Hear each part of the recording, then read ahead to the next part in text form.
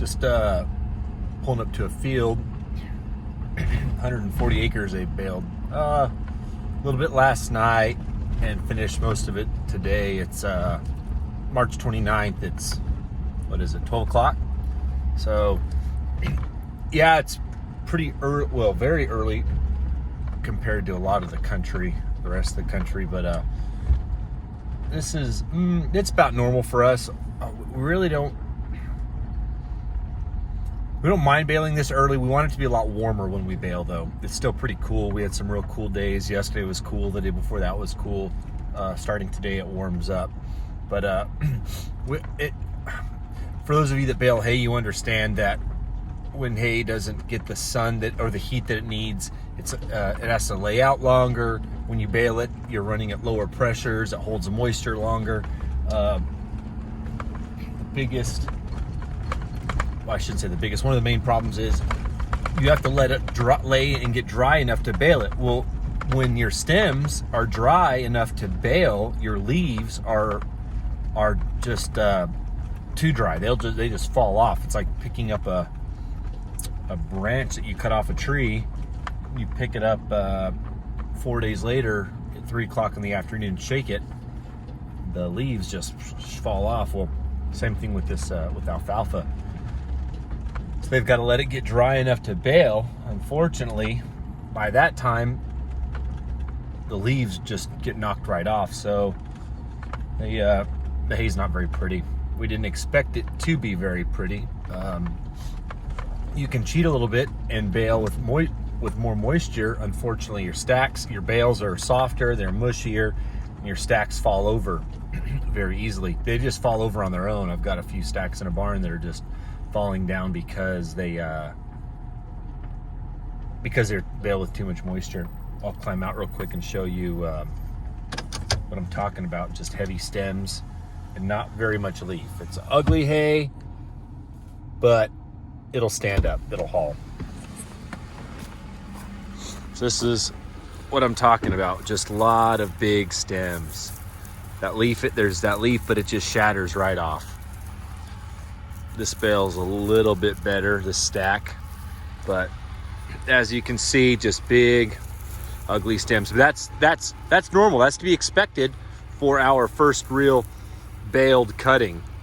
The last two cuttings were, the last one cutting, I guess this is the second cutting, was green chopped, went to a dairy. So this is the first baled cutting. We were hoping to green chop it again, but because all the rain we've had and it's been fairly mild weather, it's not been hot, but it's not been cold, so everybody's alfalfa has just been growing. So dairies, they're already full. They didn't want any more alfalfa, so we had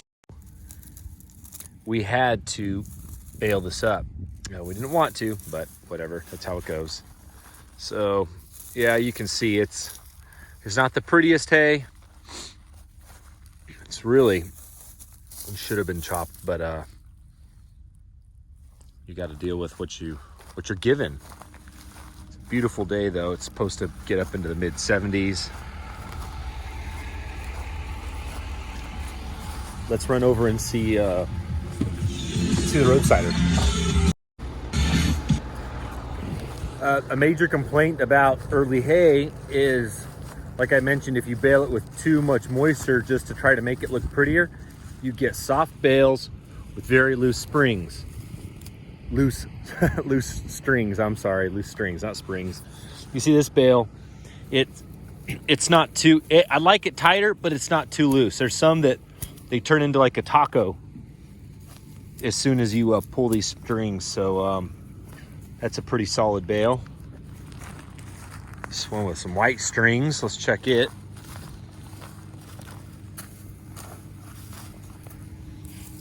Those are tighter yet, so that's good. At least we've got nice tight strings, a nice tight bale. They may be ugly, but they're not going to fall apart.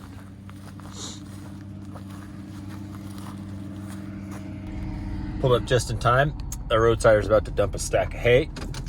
Let's watch him. So this is the roadside bale wagon, whatever you want to call it. We call it a roadsider. I asked someone recently why we call it that.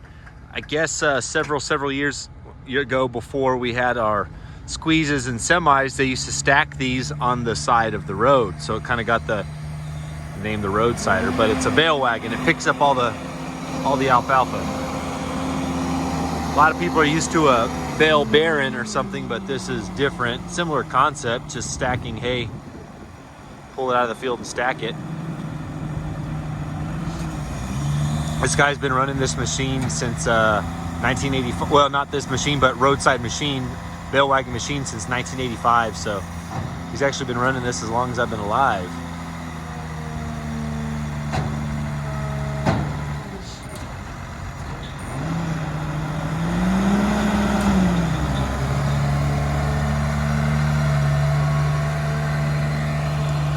Let's go catch up to him now. So this is building stacks of 64. It has 7 layers. 2 layers are made of 12 bales, and then the rest are made of 8.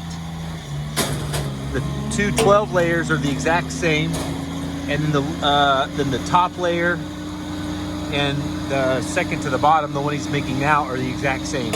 Other than that, every layer is different. This machine has a computer that tells it how to build each layer. But back when he started, well, not all that long ago, the driver had to manually tell the machine how to make each layer as it went. And so it was a very, not so much manual labor, but you had to be paying attention for every layer you picked up. You had to tell the machine what to do with it. So it was quite a machine to operate. You had to be paying attention, you had to stay on your toes, and you had to be thinking. Also, the early ones were manual transmissions, which weren't all bad. You just put it in, you know, first or second gear, and you could cruise along depending how far apart the bales were. However, these are now automatics. It's a very neat machine. Saves us a lot of time. We run one of these because he's so this guy's so efficient. He's been doing it so long. He's not a He just does everything. He does all our acres. If we went down to, once he retires, we might have to get 2 of them just because it'll be hard to keep up with the work. It'll be hard for someone else to keep up with what he does. So we get a little closer.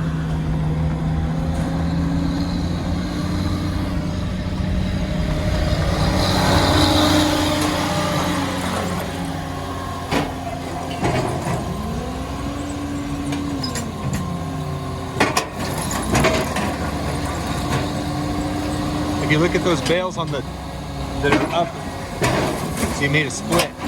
Now if you watch the next row that gets put up there, it'll look different than those 8 that are laying there right now.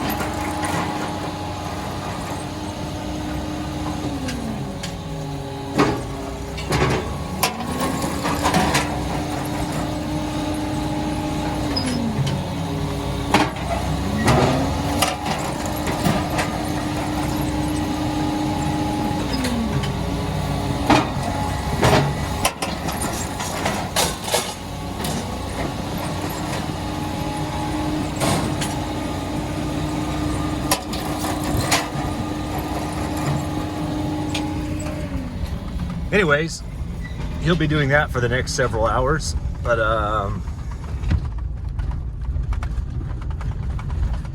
so the next step, he'll run that, and tomorrow morning we'll come in with the hay squeeze and some semis, some sets of doubles, and we will haul all the hay out of here. So this will all be gone by noon tomorrow. Anyways, I hope you guys enjoyed this. Hopefully we'll get some better quality videos, and I'll get better as we go. Thanks.